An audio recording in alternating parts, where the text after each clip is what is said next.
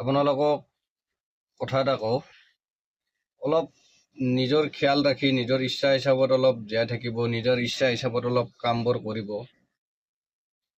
নিজক অলপ ফূৰ্তি কৰি ৰখাৰ কাৰণে চেষ্টা কৰিব।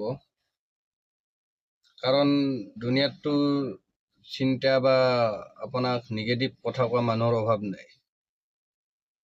কিন্তু সদায় এটা কথা মনত ৰাখিব, মানুহৰ কোনে কি ক'ব কি নকয় এইটো কথাত সোমায়। এই দুনিয়াত আপোনাৰ নিজতকৈ বেছি মূল্যৱান আৰু একো নাই। গতিকে অলপ নিজৰ ইচ্ছা হিচাপত জীয়ক। আমি মানুহ হিচাপত অলপ নিজৰ ইচ্ছাত জীয়াব লাগে। এই দুনিয়াত নিজতকৈ একো মূল্যৱান বস্তু নাই।